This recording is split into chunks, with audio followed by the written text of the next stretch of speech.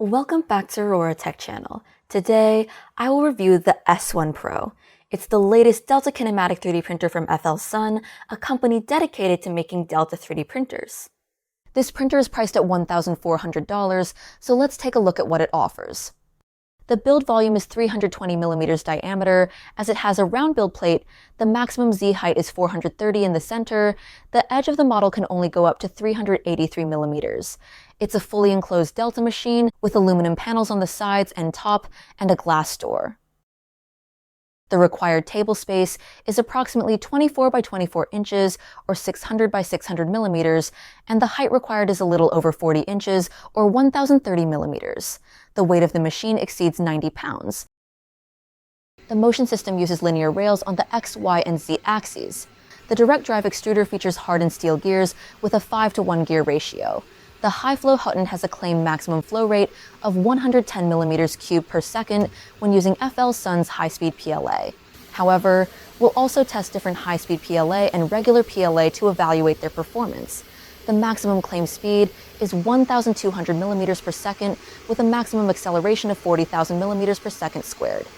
All X, Y, and Z stepper motors are closed-loop, preventing the machine from skipping steps when printing at high speed.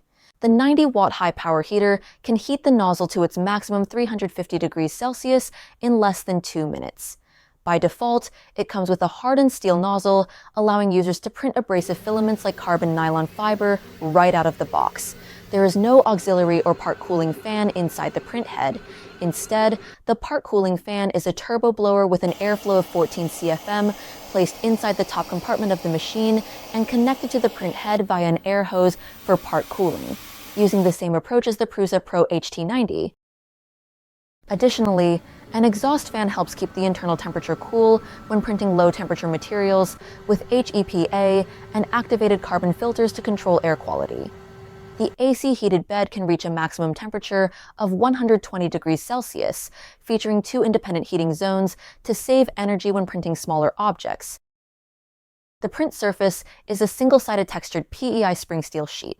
For bed leveling, the machine uses an array of strain gauges underneath the bed, allowing the nozzle to probe for auto bed leveling and auto Z offset calibration.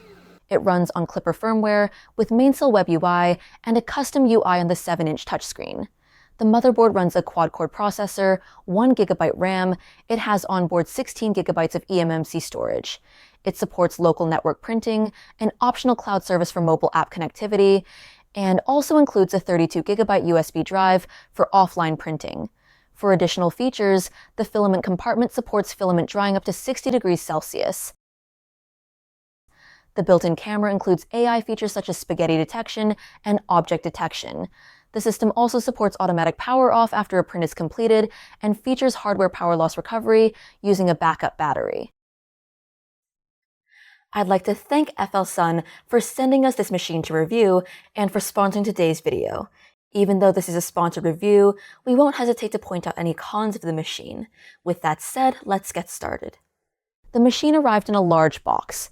The top layer contained accessories and parts, including a front panel with a touchscreen, a user manual, a power cord, sample filament, and a toolkit.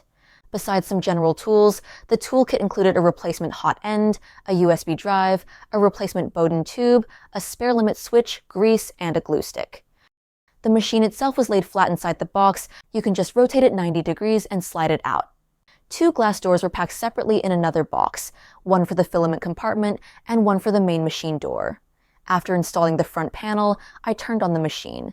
Upon startup, I selected a language and connected to my home Wi-Fi. It only supports 2.4 GHz networks. Just select the SSID and enter your password. There was no setup wizard. It jumped straight to the main screen. From there, I navigated to the calibration menu, which offered 3 options: motor calibration, input shaper, and auto leveling. I started with motor calibration. The print head moves up and down several times, and the process is completed in about a minute. Next, I ran the input shaper calibration. The screen provided little information, but I could hear vibrations as it tested different frequencies. This took about 5 minutes. Finally, I performed auto bed leveling. The machine probed the bed's edges in the first round.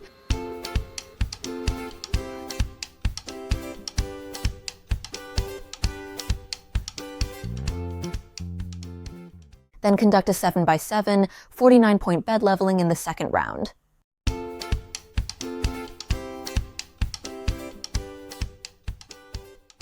Including heat-up time, this process took just under 10 minutes. With calibration done, I loaded filament to start my first print. I used the included 500-gram spool of high-speed PLA. Loading it via the screen menu, I selected the preloaded Benchy G-code for an ultra-fast 8-minute print. My first attempt failed. The first layer printed too quickly and didn't adhere to the bed. After applying glue, I tried again.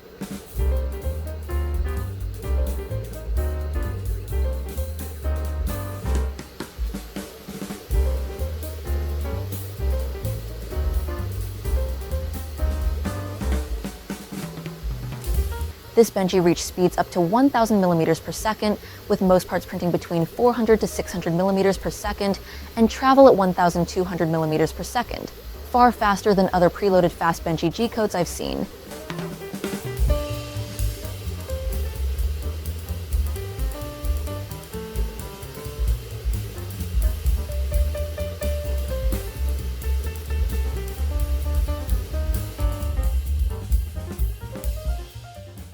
It finished in 8 minutes. As a super fast Benchy printing at 1,000 millimeters per second, I wouldn't call it decent, but it's not too bad as a fast prototype. The surface quality isn't great, and there are some cooling issues as well. Next, I used the slicer's default 2mm standard profile to print another Benchy for comparison. Even as a standard profile, it was remarkably fast. Outer walls at 300 millimeters per second, inner walls at 450 millimeters per second, and infill up to 800 millimeters per second. Acceleration ranged from 5,000 to 15,000 millimeters per second squared, much higher than default profiles on other machines I've tested. Let's slice the model and check the speed and flow rate for actual printing. For speed, you can see that the highest speed used in this standard profile is 628 millimeters per second for infill. All the dark red infill areas are printed at this high speed. Besides infill, most parts of the model are printed at speeds ranging from 300 to 500 millimeters per second. For walls and smaller areas, the speed slows down accordingly, especially for the tiny chimney, which prints at just 20 millimeters per second. For flow rate, the filament is still melting at a very high rate. Generally, I rarely see any fast machine exceed 30 millimeters cubed per second for PLA. However, the infill is printing at 63.78 millimeters cubed per second, and most of the model is printing between 20 and 40 millimeters cubed per second. Let's see if we can achieve good results with this super high flow rate.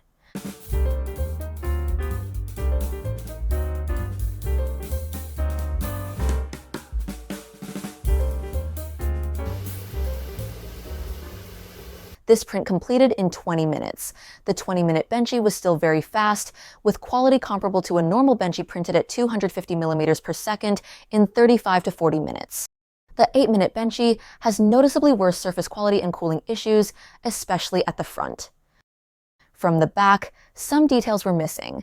I would consider the 8-minute one a rough prototype and the 20-minute one a normal quality print. Besides the FLSUN sample spool, I tested other filaments for ultra-fast printing and the 20-minute Benchy. First, I tried Creality Hyper PLA, which has a claimed top speed of 600 millimeters per second. Since I was printing it up to 1,000 millimeters per second for the ultra-fast Benchy, I pushed it beyond that limit to see how it held up. I also conducted a sound test with a meter placed 1 foot from the printer. At ultra-high speeds with the door open, noise peaked at 70 decibels, staying in the high 60s most of the time. With the door closed, it dropped to the high 50s, a reduction of about 10 decibels.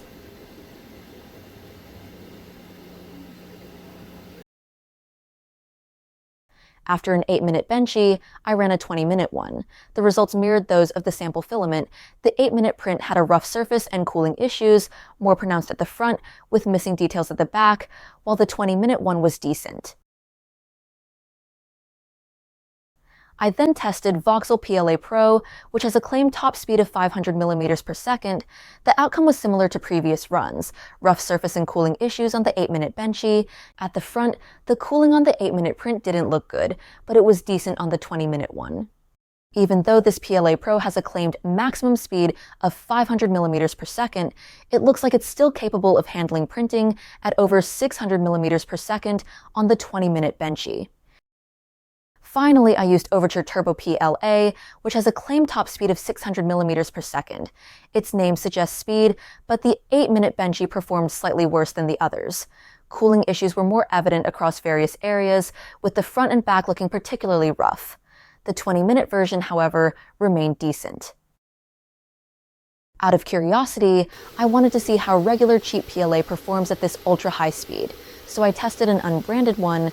As expected, regular PLA just couldn't keep up when printing the 8-minute Benchy, and the result was terrible. Among the 4 high-speed PLA and PLA Pro filaments tested, the best performer was FLSUN high-speed PLA.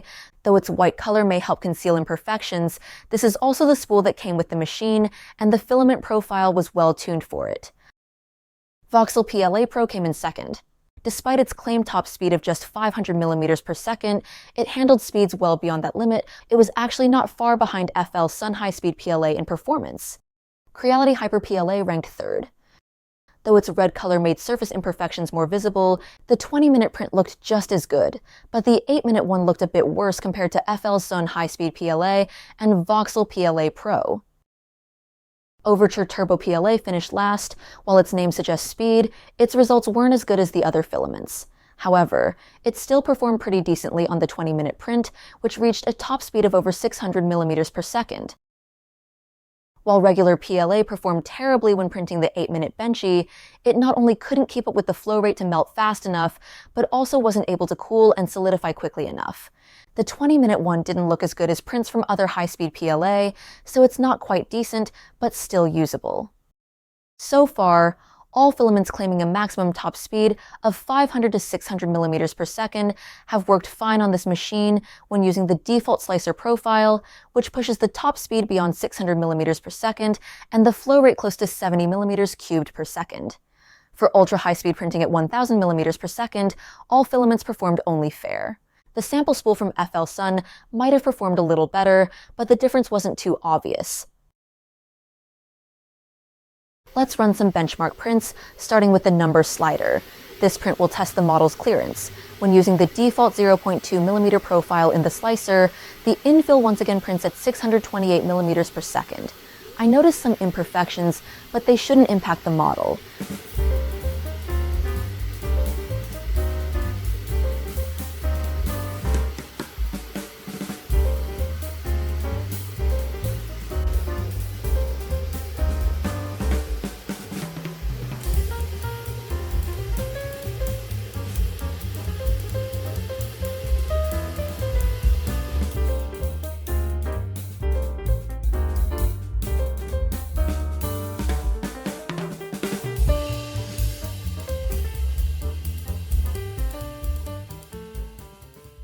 The print finished in 1 hour and 14 minutes, at least twice as fast as the average printing time of 2 hours 30 minutes to 3 hours on other new generation printers.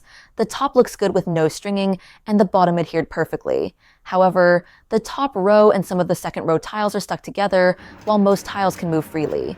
It seems that printing at this speed affects clearance slightly. I also tested other high-speed filaments, including Creality Hyper PLA and VOXELPLA Pro, and got similar results. The top looked fine, but some tiles were still stuck together. I reprinted the same model using the same profile, but reduced the outer wall speed from 300 millimeters per second to 150 millimeters per second, and the inner wall speed from 400 millimeters per second to 200 millimeters per second.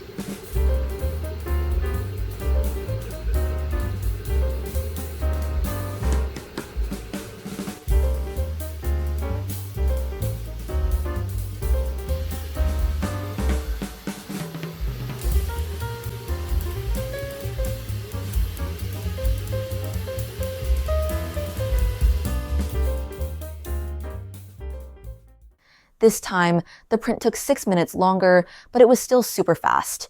The top remained similar with no major issues, and the bottom also improved, with all tiles moving freely. Then, I printed the Honeycomb box to test the extruder's retraction performance. The tool path for the first layer was different from what I normally see. It started printing the Honeycomb pattern with small drops of filament, which didn't seem like the best tool path for these tiny patterns. I checked the slicer preview, and it confirmed that the default slicer's toolpath was different from all major slicers. It first deposits small drops before printing patterns across the x-axis, then fills the honeycomb. In Orca Slicer, using the S1 profile, the slicer prints the honeycomb pattern one by one, which looks more natural to me and should work better.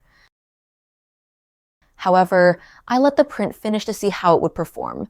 For the side patterns, printing was fast and retraction seemed fine.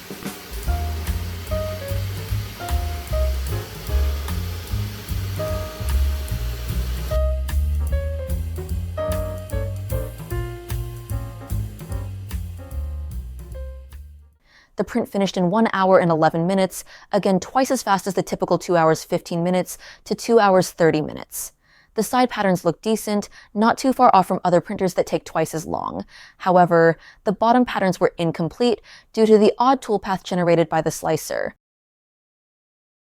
I then reprinted the model using Orca Slicer with the old FLSUN S1 profile, slowing down the first layer and bottom by 50%.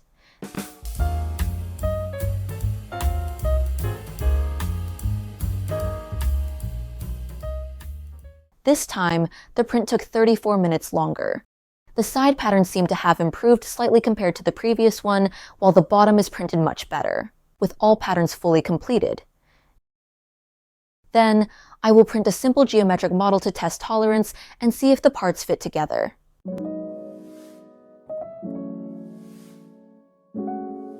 It finished in just 41 minutes, more than twice as fast as the average print time of 1 hour 20 minutes to 1 hour 40 minutes.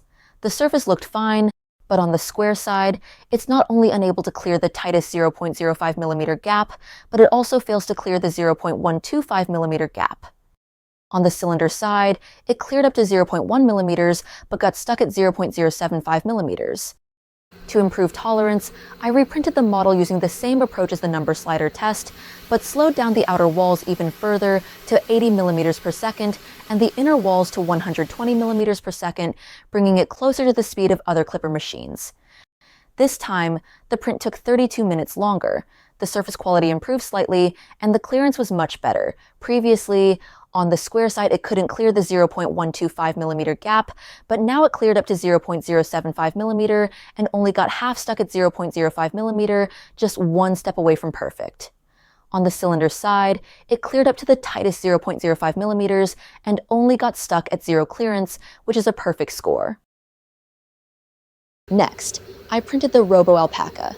Since this model doesn't require tight tolerance or clearance, but silk PLA generally can't handle such a high flow rate, I used the silk PLA profile, which sets the maximum flow rate to 30 mm³ per second.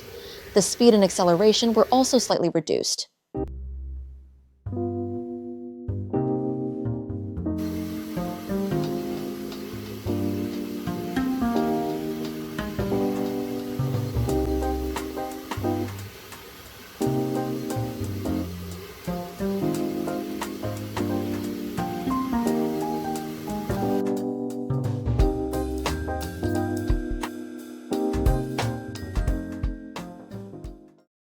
Even with the reduced speed in the silk PLA profile, the print finished in 2 hours and 29 minutes, still nearly twice as fast as the average printing time of 4 to 5 hours. Look at the print from all 4 angles, then we will compare it with other printers. Compared with the Sovol SV08, which was previously the fastest printer to complete this model before testing this S1 Pro. The SV08 took a little over 3 hours, making it about 20% slower than the S1 Pro, while the S1 Pro delivered better surface quality. Compared to the Creality K2 Plus, the S1 Pro was faster, but the K2 Plus has slightly better surface quality, especially when examining the Prusa text. Compared to the BambuLab P1P, the S1 Pro was much faster, but the P1P had better surface quality. Against some of the latest printers I'm currently testing, like the Creality High, the S1 Pro was significantly faster and also delivers better surface quality. When compared to the Prusa Core 1, the S1 Pro was once again much faster, but I would say the Core 1 has slightly better surface quality. So, high-speed printing on the S1 Pro doesn't seem to have much impact on surface quality and remains in line with other printers that print at slower or much slower speeds. Let's try some different materials, starting with the PETG tire penholder. The auto Z offset was slightly too low compared to PLA due to heat expansion. The Z height can be adjusted via the touchscreen, but since it was only a little off, I let it print as is.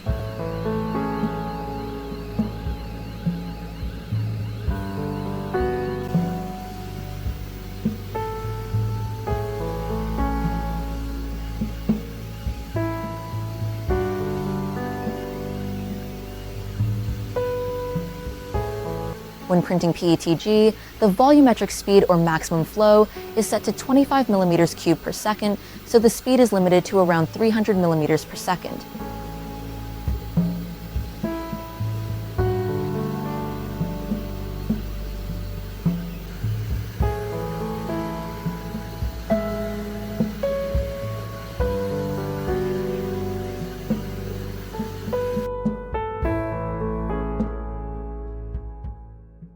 This print finished in 2 hours and 2 minutes, about 35% faster than the typical 3 hours 30 minutes to 3 hours 45 minutes.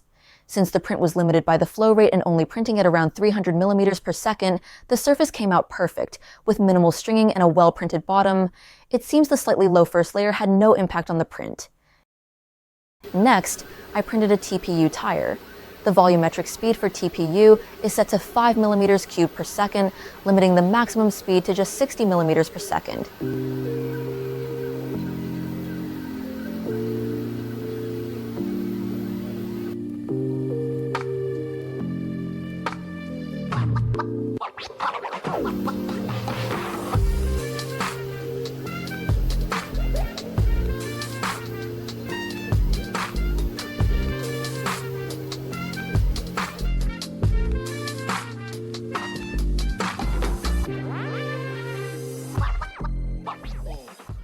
It finished in 29 minutes, which is in line with other printers due to TPU speed limitations. The surface was clean, and the inside of the tire was also quite clean, with only minimal stringing. Since this is a fully enclosed printer, I also tested ABS in my cold garage, where the room temperature was 18 degrees Celsius. Once the print started, the internal temperature was around 32 degrees Celsius.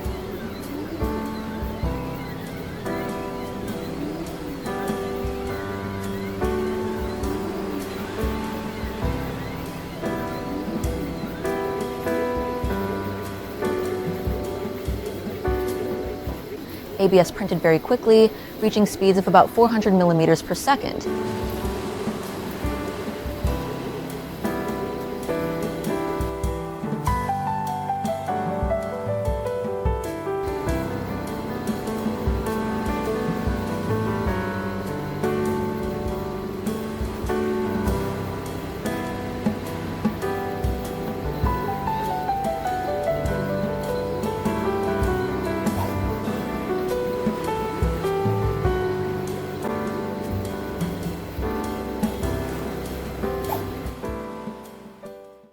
After the bottom layers were completed, the internal temperature rose to 36 degrees Celsius and continued increasing to just over 40 degrees Celsius by the time the print finished in 2 hours and 11 minutes.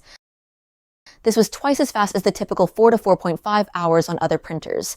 There was some stringing, but it rubbed off easily. The overhanging parts at the corners weren't perfect due to the cooling being off or minimal when printing ABS.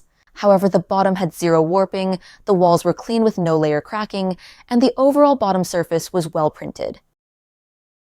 Since the printer also came with a hardened steel nozzle, I will try some polycarbonate carbon fiber as well.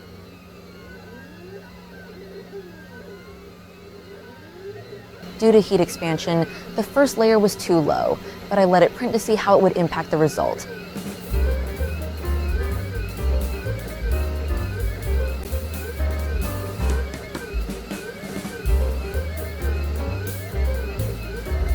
The volumetric speed was set to 20 millimeters per cubic second, limiting the maximum speed to 250 millimeters per second, which is still quite fast for PCCF.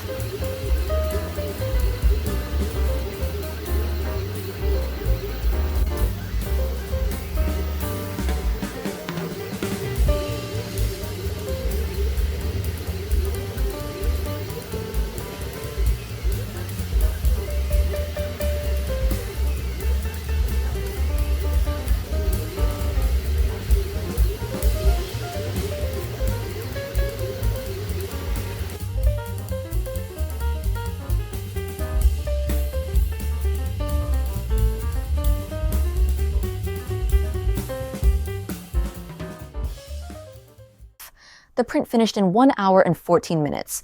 The result was mostly fine, with some minor imperfections in certain areas. The front looked good, and despite the slightly over-extruded bottom, the overall print quality was decent.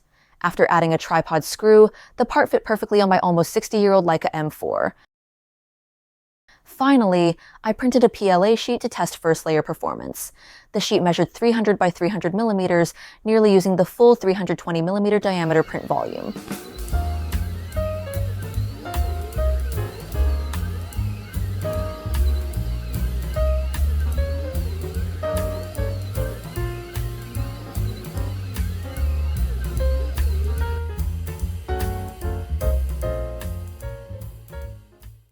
It finished in 26 minutes. The sheet peeled off cleanly without layer separation. It was almost perfect, with only one visible line where the nozzle didn't press low enough in that area. The bottom showed the same issue, but overall this first layer should be good enough for any print. Okay, let's talk about the pros and cons of this machine, starting with the pros. 1. This is undoubtedly the fastest printer I have tested. When printing with high-speed PLA, it can reach speeds of up to 1,000 millimeters per second and travel at 1,200 millimeters per second. Even with the standard profile in the slicer, it can still print at over 600 millimeters per second with a 70 cubic millimeters per second flow rate, making it significantly faster than any other machine I have tested. Despite the high speed, the overall surface quality remains quite decent and remains in line with other printers that print at slower or even much slower speeds. 2. The Delta kinematic design has its own advantages for fast printing, as the print bed remains stationary while the print head moves upward as the print gets taller. All X, Y, and Z axes use linear rails with closed-loop stepper motors, preventing missed steps and making it an even better setup for ultra-high-speed printing. 3. The print head is lightweight. Instead of mounting multiple cooling fans directly on it, the printer follows the same approach as the Prusa Pro HT90, using a turbo blower with an air duct to direct airflow to the print head. This setup not only provides more efficient cooling than auxiliary fans, but also reduces weight on the print head compared to standard part cooling fans, making it an ideal cooling solution for high-speed printing. 4. It's fully enclosed. Even though it doesn't have a heated chamber, an internal temperature exceeding 40 degrees Celsius should be sufficient for ABS and most materials that require a stable ambient temperature. Since my garage is only around 18 degrees Celsius, a higher room temperature may allow the internal temperature to rise even further. 5. The screen UI is surprisingly good. The menu layout and button placements are well thought out.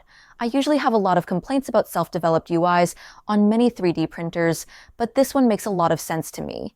There is still room for improvement, which I will discuss later. 6. The filament compartment at the top also functions as a filament dryer. While its maximum drying temperature of 60 degrees Celsius may not be as high as some professional dryers that reach 70 degrees Celsius, or even over 100 degrees Celsius for drying nylon, it works just fine for general-purpose materials. Now for the cons. 1. To achieve ultra-high speeds over 1,000 millimeters per second, you need to use high-speed PLA. At 600 to 700 millimeters per second, most high-speed PLA on the market performs similarly, delivering decent results. However, for regular or silk PLA, it's best to keep the speed around 250 millimeters per second with a flow rate of 20 millimeters cubed per second. The claimed top speed is 1,200 millimeters per second, and while I have no doubt the machine can reach this speed, maintaining decent print quality is another challenge. Even with FLSUN's own high-speed filament, like the one included with the machine, printing an 8-minute Benchy at 1,200 millimeters per second still won't produce great results. 2. Ultra-high-speed printing may not work well for all models. For example, models with tight clearance and tolerance didn't print accurately at ultra-high speeds. In both my tolerance test and clearance test, I had to slow down the speed to achieve good results, though it was still faster than other clipper machines.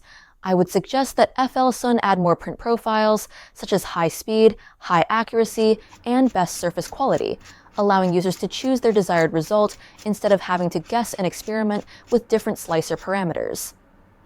3. The overall design and layout of the screen UI are pretty good, but I would like to see more user interaction. For example, during input shaper calibration and bed leveling, the combined wait time is over 10 minutes. It would be better to display a progress bar instead of a static screen.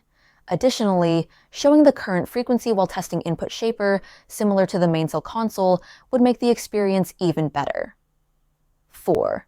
The footprint of this machine is not too large, but like all Delta printers, it requires a lot of vertical space. The table space needed is around 24 by 24 inches, 600 by 600 millimeters, while the vertical space is 41 inches, a little over 1 meter.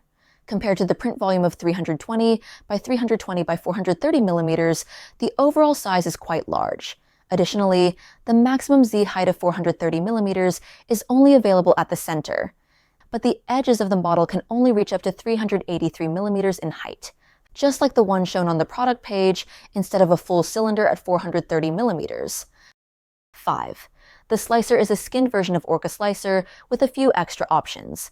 However, I am not a fan of skinned or rebranded slicers, which are typically 98% to 99% similar to the original Orca Slicer. While some introduce small improvements, none are significant. I would much rather see useful features ported back to the main fork, rather than having to install and maintain updates for another slicer on my computer. Fortunately, I can still use Orca Slicer with the older S1 profile by making some minor parameter adjustments, and it seems to work fine on the S1 Pro. 6. There are some minor firmware issues. For example, the Auto Z offset works well for PLA, but it still squeezes a bit too low for high temperature filaments because heat expansion isn't compensated well enough. The power off after printing feature only turns off the screen, but I can still see LED lights and hear the fans spinning inside. It doesn't seem completely off as expected. In conclusion, this printer has huge potential. The print speed is truly impressive, and I could watch it print all day. For most decorative models and functional parts that don't require high tolerance, you can use the default slicer profile to print at over 600 millimeters per second with decent results. While printing everything at top speed may not give the best results, using the default slicer profile still makes it at least twice as fast as most, if not all, clipper machines on the market. If you're looking for the fastest printer available and have the space for it, the FLSUN S1 Pro is definitely worth considering. Due to its solid build, ultra-high-speed printing capability, and decent print quality, I'm awarding it the title of the fastest mid-size 3D printer on my recommendation list at auroratechchannel.com. My website scans popular brand websites and updates prices hourly to help you find the best deals.